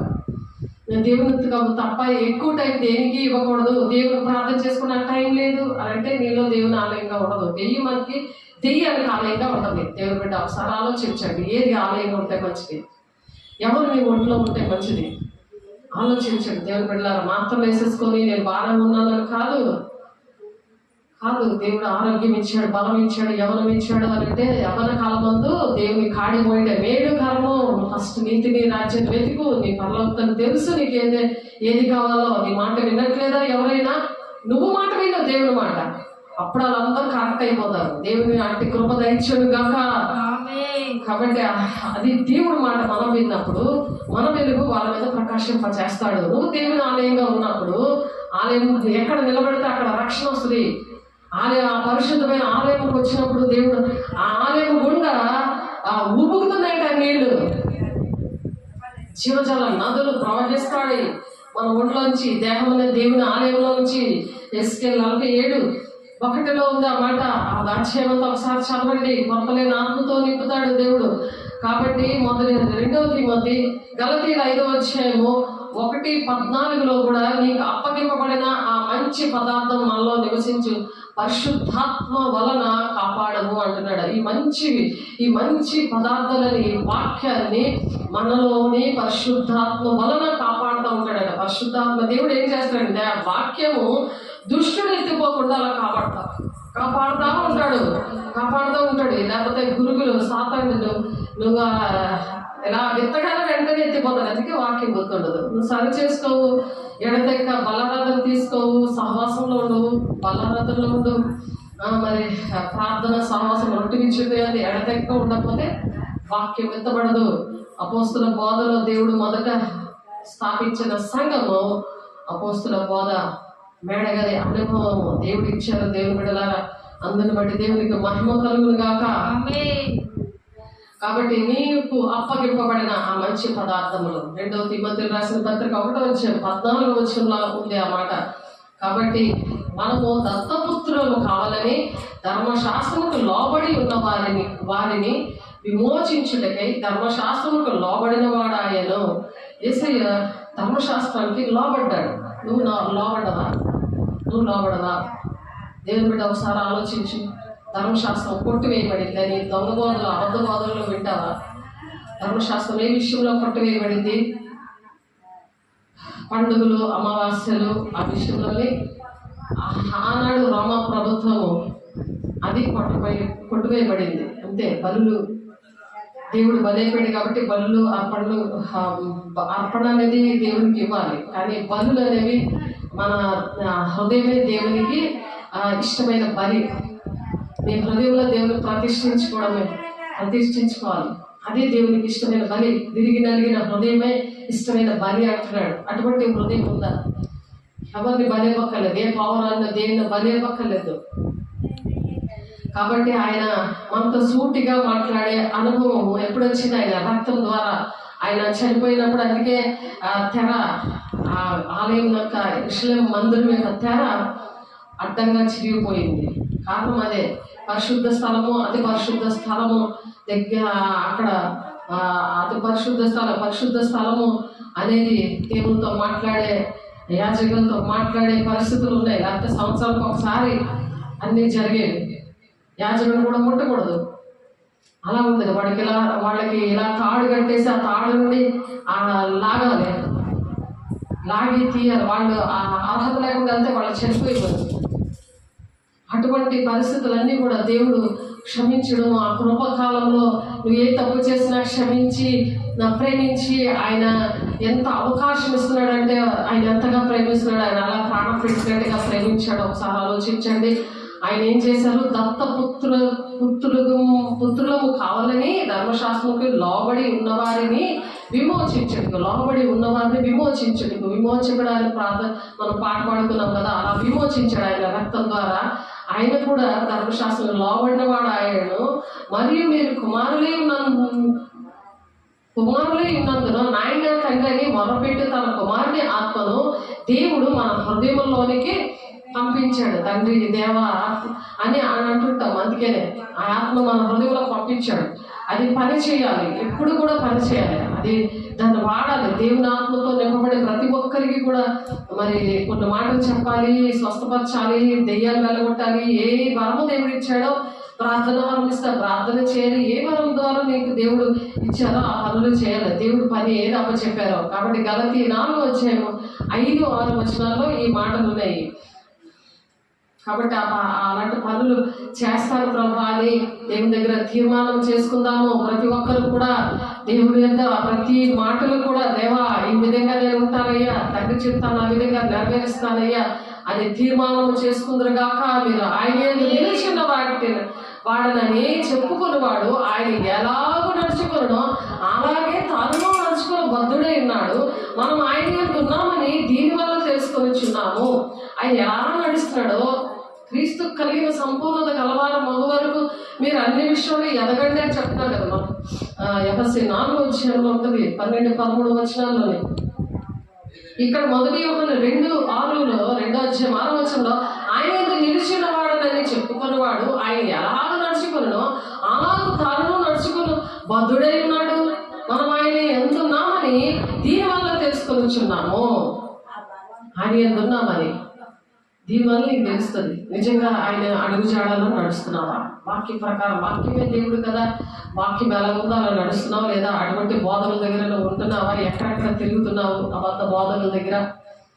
అవి ఏ ఆత్మలో ఎంచ దినాలో పరీక్షించుకోవాలి. 1 యోహాను 4:6లో ఉంది. చాలా మాటలు మీరు విన్నారు, డిస్క్రిప్షన్లో చూడండి, ఇంకా ఉన్నాయి. అనేకమైన బోధనలు బయలుదేరున్నాయి. కాబట్టి అవి అన్ని పరీక్షించుకొని దేవుని ఆత్మ పొందుకున్నప్పుడు దైవాత్మ వస్తుందో నీకు దేవుని ఆత్మ వస్తుందో కూడా అది కూడా నీకు తెలుస్తుంది. వివేచనాత్మ ద్వారా నీకు తెలుస్తుంది.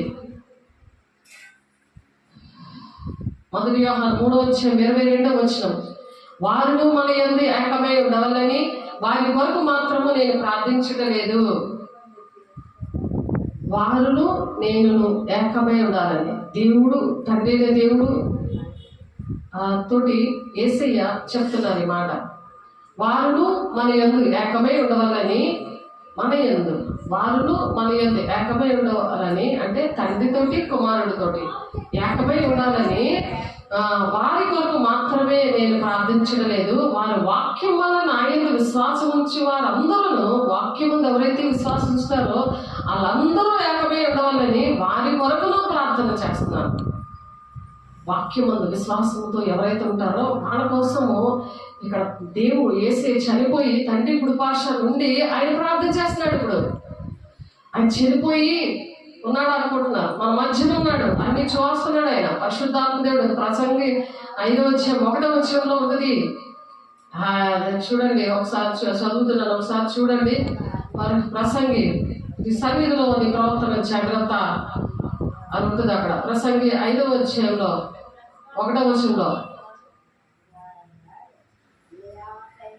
నీవు దేవుని మందిరంలోకి పోవునప్పుడు నీ ప్రవర్తన జాగ్రత్తగా చూచుకొనుము. బుద్ధిహీనులు అర్పించినట్లుగా బలి అర్పించడం కంటే సమీపించి ఆలకించుట శ్రేష్టము. వారు తిరిగే దుర్మార్గపు పనులు చేయుదురు. నీవు దేవుని సన్నిధిని ఆలోచనగా పలుకుటకు నీ హృదయమును త్వరపడనీయక నీ నోటిని కాచుకోము. దేవుడు ఆకాశమందున్నాడు, నీ భూమి మీద ఉన్నావు కావున నీ మాటలు కొద్దిగా ఉండవలను. కొద్దిగా మా సంఘంలోని మాట్లాడకూడదు. వాక్యం చెప్తున్నప్పుడు ఎలా ఉన్నారో ఆ ఉదక స్నానంలో ఎలాగా వాక్యాన్ని విని తీర్మానాలు చేసుకోవాలి. అంతేగాని ఇంకొక మాటలు ఇంకొకటి చేయకూడదు. కాబట్టి ఇక్కడ 1 యోహాను 3:22 ఆయన ఆజ్ఞ ఏదనగా ఆయన కుమారుడిని యేసుక్రీస్తు నామమును నమ్ముకొని ఆయన మనకు ఆజ్ఞ ఇచ్చిన ప్రకారము ఒకరినొకడు ప్రేమించుకోవాలి. ఒకరినొకడు ప్రేమిస్తేనే మతం కులం భేదం ఉండదు. నేను ఆఫీసర్ని, నాకెంత వాళ్ళతో నేను మాట్లాడను, నేను లెవెల్ మెయింటైన్ చేస్తాను అని అనకూడదు.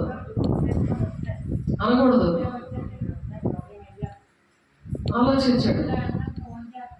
నేను కారులో వెళ్తున్నాను, కింద ఉన్న వాళ్ళు చూడను అని అనకూడదు.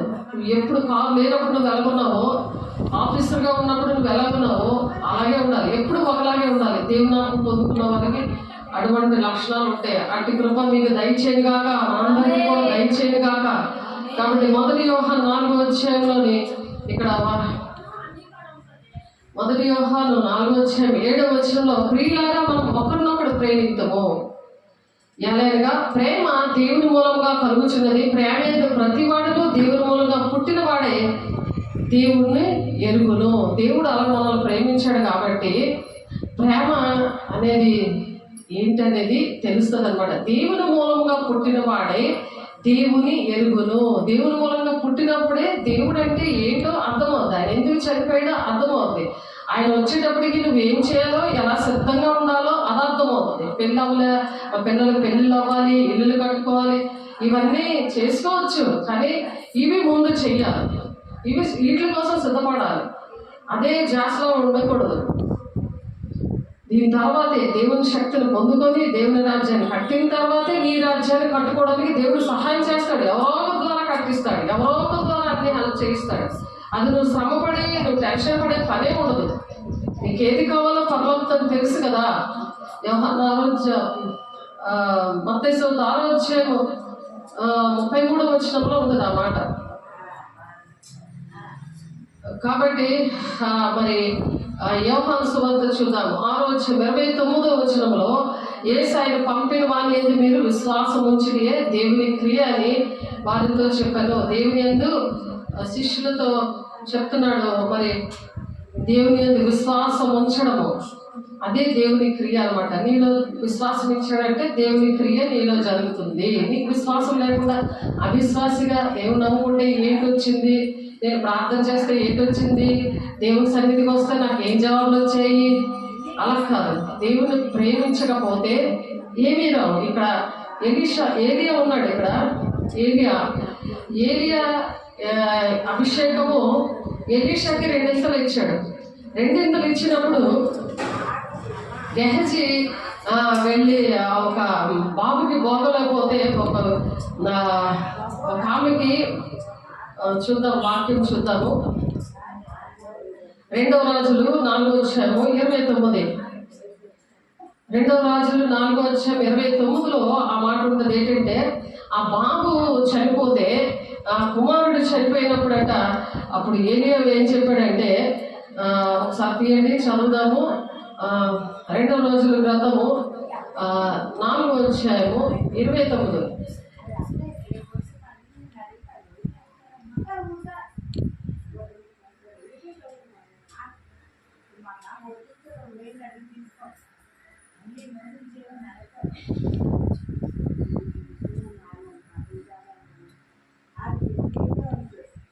రెండవ రాజు 4వ అధ్యాయం 29వ వచనం నుండి చదువుతున్నాను. చూడండి మీకోసం చదువుతున్నాను. 2వ రాజు 4వ అధ్యాయం 29వ వచనం. అతడు నీ నడుము బిగించుకొని నా దండము చేత పట్టుకొని పొమ్ము. ఎవడైనా నీకు ఎదురు పడిన ఎడల వారికి నమస్కరించవద్దు. ఎవరైనా నేను నమస్కరించిన ఎడల వారికి ప్రతి మర్యాద చేయవద్దు. అక్కడికి పోయి నీ దండము ఆ బాలుని ముఖం మీద పెట్టుము అని గెహజీకి ఆజ్ఞించాడు ఎలీషా. ఆ బాబు చనిపోయాడని ఒక స్త్రీ వచ్చి బాధపడుతుంటే, నువ్వు ఇదిగో ఈ దండము తీసుకొని వెళ్ళి, దండం అంటే కర్ర తీసుకొని వెళ్ళి ఆ బాబు చనిపోయిన వాడి ముఖం మీద వాడి మీద ఇలా పెట్టు, బాబు బ్రతుకుతాడు అని చెప్తాడు ఎలీషా గెహజీతో, తన శిష్యుడితో చెప్పినప్పుడు వెళ్తాడు. కానీ చూడండి 30 వచనం చూద్దాం. తల్లి ఆ మాట విని యెహోవా జీవముతోడు నీ జీవంతోడు నేను నిన్ను విడువలని చెప్పగా అతడు లేచి ఆమెతో కూడా పోయాను. ఎలియా గెహజీని పంపిస్తున్నాడని తల్లి మాత్రం ఆ ఏలియాని పట్టుకొని వదలలేదు. చూడండి, సేవకులు పట్టుకొని మీరు వదిలేస్తున్నారు, కానీ ఆ ఏలియాని వదలకుండా తల్లి ఆ మాట విని యెహోవా జీవముతోడు. ఎప్పుడైతే గెహజీని నువ్వు ఎవ్వరు పలకరించినా పలకద్దు, నువ్వు పరిగెట్టుకొని వెళ్ళి ఆ కుర్రోడు మీద, ఆ పిల్లోడి మీద నువ్వు ఆ దండం పెట్టు, బతుకుతాడు. దండం అంటే కర్ర, ఆ కర్ర పెట్టు. ఆ కర్రలోని ఎందుకంటే ఏలియా అభిషేకము కర్రలోకి వచ్చింది. ఆ కర్ర పెట్టు, నేను అది స్వస్థత వస్తుంది, పిల్లడు బతుకుతాడు అని అంటే అక్కడ ఏం జరిగింది? వెంటనే ఏలి తను ఆ స్త్రీ ఆ తల్లి ఏంటంటుంది, ఏలియా రావాలని కోరుతుంది అనమాట. యెహోవా జీవముతోడు, యెహోవా జీవముతోడు, నీ జీవముతోడు నేను నిన్ను విడువనని చెప్పగా అతడు లేచి ఆమెతో కూడా బయలుదేరి గెహజీ వారి కంటే ముందుగా పోయి, ముందు గెహజీ వెళ్ళాడు కదా, గెహజీ వారి కంటే ముందుగా పోయి ఆ దండము బాలుని ముఖం మీద పెట్టేది కానీ ఏ శబ్దము రాకపోయాను. అంటే పిల్లడు బ్రతకలేదు.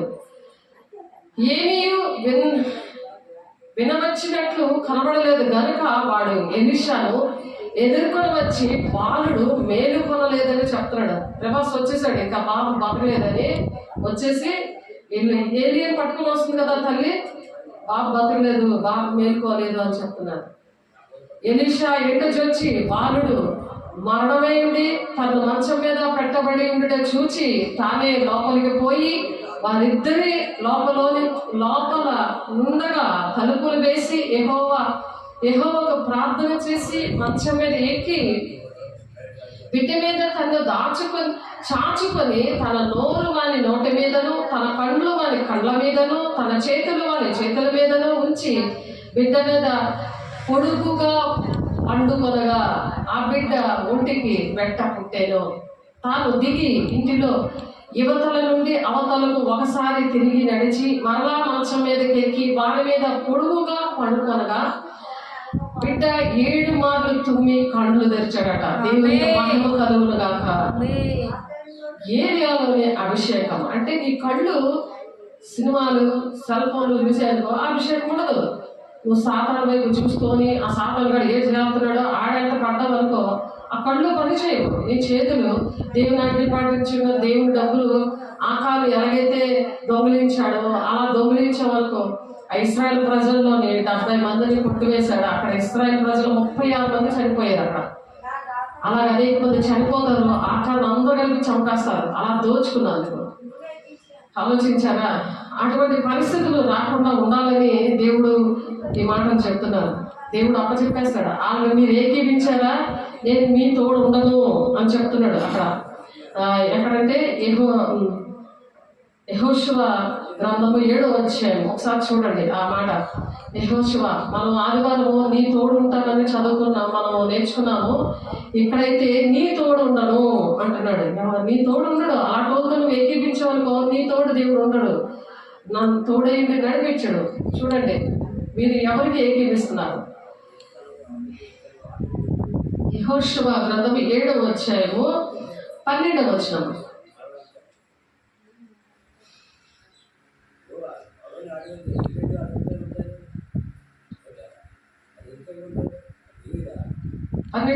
చూడండి. కాబట్టి ఇశ్రాయేలు శాపగ్రస్తులై తమ శత్రువుల ఎదుట నిలవలేక తమ శత్రువుల ఎదుట వెనుకకు తిరిగి శాపగ్రస్తులై వారు మీ మధ్య ఉండకుండా మీరు వారిని నిర్మూలన చేసితేనే తప్ప నేను మీకు తోడై ఉండను. దేవునికి శత్రువులుగా ఉన్న వారితోటి అంటే ఎవరైతే ఆయన ఆకారు దేవునికి శత్రువు ఉండి కొంత సొమ్ము దోచుకుంటాడు. ఆ దోచుకోవడం బట్టి ఆ మనిషి విషయంలో అతనితో మీరు ఉన్నారు కాబట్టి నేను మీతో ఉండను అని చెప్తున్నాడు. మళ్ళీ చదువుతున్నాను ఒకసారి వినండి. కాబట్టి ఇశ్రాయేలు శాపగ్రస్తులై తమ శత్రువుల ఎదుట నిలవలేక తమ శత్రువుల ఎదుట వెనుకకు తిరిగిరి. శత్రువుల ఎదుట వెనుకకు తిరిగిరి. శాపగ్రస్తులైన వారు మీ మధ్య ఉండకుండా మీరు వారిని నిర్మూలన చేసితేనే తప్ప, వాళ్ళని నిర్మూలన చెయ్యాలి. ఆ శాపగ్రస్తుల్ని నిర్మూలన చేస్తేనే తప్ప నేను మీకు తోడై ఉండను అంటున్నాడు ఇశ్రాయేలు ప్రజలతో. నీవు లేచి జనులను పరిశుద్ధపరిచి వాళ్ళతో ఇలాగ చెప్పుము, రేపటికి మిమ్మల్ని మీరు పరిశుద్ధపరచుకుని ఇశ్రాయేలు దేవుడిని యెహోవా సెలవిచ్చినదేమనగా, ఇశ్రాయేలులారా మీ మధ్య శాపగ్రస్తమైనది ఒకటి కలదు. మీరు దాన్ని మీ మధ్య ఉండకుండా నిర్మూలన చేయ వరకు మీ శత్రువుల ఎదుట మీరు నిలవలేరు. శత్రువులు దేవుని మాట వినలేని వాళ్ళు, దేవుని ఆజ్ఞ పాటించలేదు, దేవుని డబ్బులు దోచుకున్న వాళ్ళు విషయంలో దేవుడు బాధపడుతున్నాడు. దేవుని బిడ్డ ఉదయమున మీ గోత్రము వరుసను బట్టి మీరు రప్పించబడుదురు. అప్పుడు యెహోవా ఏ గోత్రమును సూచించును. అది ఆ వంశపు వరుస ప్రకారము దగ్గరకు రావాలి. యెహోవా సూచించు వంశము కుటుంబముల ప్రకారము దగ్గరకు రావాలి. యెహోవా సూచించు కుటుంబము పురుషుల వరుస ప్రకారము దగ్గరకు రావాలి. అందరినీ చెక్ చేస్తున్నాడు ఎవరు శాపగ్రస్తులుగా ఉన్నారు అని చెప్పి. అలాగా చెక్ చేస్తూ మరి అందులో ఉంటుంది ఎస్కేల్ గ్రంథంలో మరి 20 లాస్ట్ వచనం వరకు కూడా ఉంటుంది. ఆ వచనాలు చదివితే ఆఖరికి అక్కడ అప్పుడు యెహోషువ ఆకానుతో, నా కుమారుడా ఇశ్రాయేలు దేవుడని యెహోవాకు మహిమను చెల్లించి ఆయన ఎదుట ఒప్పుకొని నీవు చేసిన దాన్ని మరుగు చేయక నాకు తెలుగుమని నిన్ను వేడుకొనుచున్నాను అంటున్నాడు యెహోషువ. ఏమంటున్నాడు ఆకానుతోటి, నా కుమారుడా నువ్వు ఏదైతే చేసావో అది ఒప్పుకో, నాకు చెప్పు, ఒప్పుకో దేవుని దగ్గర, అవి మరుగు చేయక నాకు చెప్పు అని వేడుకుంటే అప్పుడు ఆకాను ఏం చెప్తున్నాడు, యెహోషువతో ఇశ్రాయేలు దేవుడైన యెహోవాకు విరోధంగా నేను పాపము చేస్తుంది, అది నిజం అని చెప్పి ఒప్పుకుంటున్నాడు.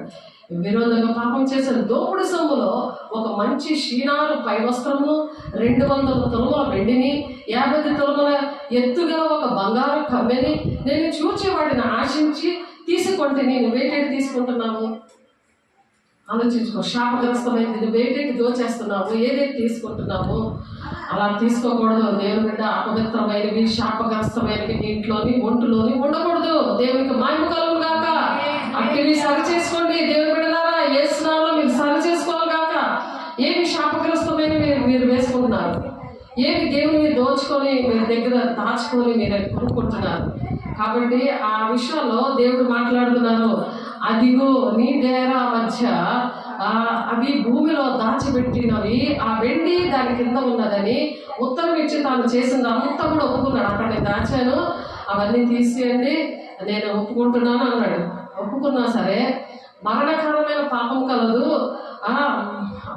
దాన్ని ఎవరైనా కూడా అర్థం చేస్తే దాన్ని విడుదల వస్తుంది. మరణకరము కాని పాపం ఉంది, అది ఒప్పుకున్నా సరే పోదనమాట. అలాంటి పాపము ఇది మరణకరమైన పాపము. మరణకరము కాని పాపం అయితే ఇంకొకరు ఒప్పుకుంటే వాళ్ళ కోసం ప్రార్థన చేస్తే నిలబడుతుంది.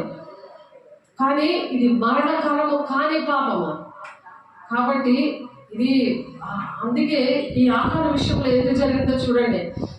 అప్పుడు యెహోషువ దూతలు పంపగా వారు ఆ డేరా యొద్దకు పరిగెత్తి చూచినప్పుడు అది డేరాలో దాచబడి ఉండేను, ఆ వెండి దాని క్రింద ఉండేను. కాబట్టి వారు డేరా మధ్యలో వాటిని తీసుకొని యెహోషువ యొద్దకును ఇశ్రాయేలు యొద్దకును తెచ్చి యెహోవా సన్నిధిలో ఉంచారట. యెహోవా సన్నిధి తీసుకొచ్చారంట. ఇవన్నీ కూడా ఈ దోచుకున్నవన్నీ కూడా ఆ దూతలు వెళ్ళి ఏం చేశారు, అన్ని కూడా తీసుకుని వచ్చారు. అక్కడ రూమ్లో కప్పెట్టింది ఎక్కడ దాచామో, ఏ బ్యాగ్లో దాచామో అవన్నీ కూడా యెహోవా సన్నిధికి తీసుకురావాలి. తీసుకుని వచ్చిన తర్వాత యెహోషువ ఇశ్రాయేలు అందరూ జెరాహు కుమారుడైన ఆకానును, ఆ వెండిని, ఆ పైవస్త్రములను, ఆ బంగారు కమ్మెని, ఆకాను కుమార్తెలను, ఎద్దులను, గాడిదలను, మందను, డేరాను, వానికి కలిగిన సమస్తమును పట్టుకొని ఆకారు లోయలోకి తీసుకుని వచ్చారట. ఆకారు లోయలోకి తెచ్చారు. మొత్తం కుటుంబానికి ఉన్నవన్నీ కూడా ఒక్క తప్పు చేస్తే మరి కుటుంబం అంతా కూడా అటువంటి శిక్షకు బలి అవుతారు దేవుని బిడ్డలారా. అప్పుడు యెహోషువ నీ వేళ మమ్మల్ని బాధ పెట్టిందివి అని అడుగుతున్నాడు. ఎందుకంటే దేవుడు మా తోడు లేడని చెప్పాడు, నీ వల్లే అని చెప్పారు. అందుకే కదా శత్రువులు మీ దగ్గర వస్తే ఆ ఏకీపిస్తే నేను మీతో ఉండను అన్నాడు కదా. 12 ఎక్కడది ఎస్కేల్ 7:12 వచ్చిన మీకు నేను తోడే ఉండను. ఆకాను చేసిన శాపగ్రస్తమైనది దోచుకోవడం వలన ఇశ్రాయేలు 36 మంది చనిపోయారు. నేను మీ తోడు ఉండను అతను చేసిన పనికి అని ఇశ్రాయేలు ప్రజలతో దేవుడు చెప్పినప్పుడు యెహోషువ నాయకుడిగా ఏం చేశాడు. అప్పుడు యెహోషువ నీ వేళ మమ్మల్ని బాధ పెట్టింది అని అడుగుతున్నాడు ఆకాన్ని. నువ్వెందుకు ఇలా బాధ పెట్టావు మమ్మల్ని, మా సంఘాన్ని ఎందుకు పాడు చేసావు, మా కుటుంబాలను నువ్వు ఎందుకు పాడు చేసావు, మా ఊరిని మా దేశాన్ని ఎందుకు పాడు చేస్తున్నావు దేవుడు బిడ్డ నేను అడుగుతున్నాడు దేవుడు. ఈరోజు నువ్వు సరి చేసుకో, దేవుని ఆత్మను పొందుకో, ధనాపేక్ష కలిగి మరి దేవుని ప్రేమ లేకుండా దేవుని ఆజ్ఞను పాటించకుండా మనం ఉండకూడదు. అట్టి కృప దేవుడు మీకు ఇచ్చునుగాక. 26వ వచనం చదవండి. 26 వారిని రాళ్లతో కొట్టిన తర్వాత అగ్ని చేత కాల్చి వారి మీద రాళ్లను పెద్ద కుప్పగా వేసి అదే నేటి వరకు కూడా ఉందండి. ఇప్పుడు చరిత్ర ఆకారం లోయ మన కళలో లోయ కనబడుతుంది కదా, పెద్ద గొయ్యలాంటి కనబడ్డాయి చాలా మందికి. కానీ ఆ వినరు, ఎంత చెప్పినా గుర్పేసుకోవడమే, బుక్కులో రాసుకోండి రాసుకోరు. అహంకారం. ప్రార్థన చేస్తే తను దేవుడు ఆశీర్వదించేస్తున్నాడు. ప్రార్థన చేస్తే ఆశీర్వదిస్తే మనం దేవుడి మాట, సేవకుల మాట, సంఘం మాట విందాం, లేకపోతే వద్దు అని సాతాను గాడు వాళ్ళలో తెచ్చేసి కూర్చున్నాడు. ఆ అక్రమాలు కట్టాలి, అక్రమంగా నడుచుకున్నవన్నీ దేవుని సన్నిధికి వచ్చి ఒప్పుకోవాలని వాక్యం చెప్తుంది. దేవుని బిడ్డ వారిని రాళ్లతో కొట్టారట, తర్వాత అగ్ని చేత కాల్చారట. మళ్ళీ రాళ్ళని పెద్ద గొప్పగా వాళ్ళ మీద వేశారట. అది నేటి వరకు ఉన్నది. అప్పుడు యెహోవా కోపోద్రేకము విడిన వాడే మండుకొనిన అప్పుడు కోపోద్రేకము. అదే మీ తల మీద నిలబడుతుంది, ఆయన ఉగ్రతలు ఉంది కదా, ఆయన విధేయత కానివాడని. యోహాను 3:36 దేవుడు బిడ్డలారా, దేవుడు మిమ్మల్ని అందరినీ దీవించుగాక. మీరు ఏంటంటే సరి చేసుకోవాలని దేవుడు మాట్లాడుతున్నారు. కాబట్టి కోపోద్రేకం విడిన వాడే మళ్ళు కొనెను అందుచేతను నేటి వరకు ఆ చోటికి ఆ కోరులోయ అనే పేరు పెట్టబడింది. కాబట్టి అటువంటి కాళ్ళు, అటువంటి చేతులు ఉంటే ఏలియా ఆ కుర్రను బతికించగలరు కదా. ఇప్పుడు ఏలియా శక్తి ఆ దండంలో ఉంది, ఆ దండము పవర్ఫుల్ గా ఉంది. కానీ ఇక్కడ గెహజీ ప్రార్థన లేదు. ఏలియా 2 అభిషేకము ఈ ఎలీషాకి ఇచ్చాడు. ఎలీషా ఏమో గెహజీకి ఇచ్చాడు. ఎలీషా ప్రార్థన చేసుకుంటున్నాడు. ఆ చనిపోయిన బిడ్డని నువ్వు వెళ్ళి దండం పట్టుకుని వెళ్ళి రక్షించు, కాపాడు, బ్రతికించాడంటే దండం పెట్టాడు కానీ వర్క్ అవ్వలేదు. అలాగే నీ పనులు ఉన్నాయి దేవుని బిడ్డ. ఎందుకంటే నీలో ప్రార్థన లేదు, నువ్వే చేతులు ప్రార్థన చేస్తే నీకు అభిషేకం రావట్లేదు. ఇప్పుడు మనిషిలో అభిషేకం ఉంది కానీ నువ్వే చేతి వేసిన అభిషేకం లేదని నువ్వు సంఘానికి దూరం అయిపోయి, దేవుడికి దూరం అయిపోయి, దేవుడి రాజ్యాన్ని కట్టకుండా సాతాను రాజ్యం కడుతుంటే అది అంత అక్రమం కింద వస్తుంది దేవుని బిడ్డ. అది మరణకరమైన పాపము. అది దేవుని ఉగ్రత వచ్చే పాపం. అది మరణకరము కాని పాపానికి విడుదల వచ్చేస్తుంది. ఎందుకు విడుదల రావట్లేదు? ఎందుకు జవాబులు రావట్లేదు? ఎక్కడైనా దేవుడు నాడులే అనుకుని నువ్వు ఉంటున్నావేమో. దేవుని బిడ్డ ఒకసారి సరి చేసుకో. దేవుడు ఈ మాటలు దేవుడు దీవించి ఆశీర్వదించిన గాక. మహిమగల దేవా, అభిషేకుడా, పరిశుద్ధాత్ముడా, నాయన మాతో సూటిగా మాట్లాడి మా బిడ్డలు సరి చేసి మా సంఘాలు మహిమగల సంఘంగా కొరత లేని ఆత్మతో నింపి నాయన. ఆనాడు యేసుకేలు 47:1 ఆలయంలో నుంచి నాయన నీటి బొగ్గలు ప్రవహిస్తూ ఉన్నాయి. అవి అనేక మందిని బ్రతికిస్తున్నాయి ప్రభా. అయా తండ్రినైనా అందులో ఆ జీవజల నదులు అయా నా తండ్రి ప్రవహించే నాయన. అయా వాక్యం అనే ఖడ్గముతో నా తండ్రి నాయన సాతాన్ని చెదగొట్టడానికి, వాక్యానికి లోబడడానికి, జ్ఞాపకం పొందుకోవడానికి, సరి చేసుకోవడానికి నా తండ్రి నాయన అక్కడ ఆకాలు వచ్చి సరి చేసుకున్నా సరే అయా మరణకరమైన పాపముగా అది మిగిలిపోయింది ప్రభా. అయ్యా నా తండ్రి నాయన అటువంటి ప్రజలని రక్షించడానికి ఈరోజు మాట్లాడుతున్నారు ప్రభా. అయ్యా నీ ఆత్మను పొందుకోమని ఆజ్ఞలు పాటించకపోతే వాళ్ళలో నేను ఉండను అంటున్నావు నాయన. వాళ్ళకి ఏకీపిస్తే నేను తోడై ఉండను, మీ తోడు ఉండను నేను అంటున్నాను నాయన. అయ్యా నా తండ్రి నాయన అయ్యా విడిపించండి బంధకాల నుండి, అటువంటి బిడ్డల నుండి అయ్యా మా కుటుంబంలోని, మా సంఘంలోని, మా ఊరిలో, మా దేశంలో అటువంటి వారిని విడిపించండి. ఇస్తున్నాము నీ మహిమగల నామములో విడిపిస్తున్నావే నీకు వందనాలు. నీకు మహిమ రావాలి ప్రభు. బిడ్డలారా నీ సాక్షిగా నిలబడాలి ప్రభు. అనేక మంది అంచె దినాల్లో రక్షించబడాలి కాక, కొరతలేని ఆత్మతో నింపబడాలి కాక.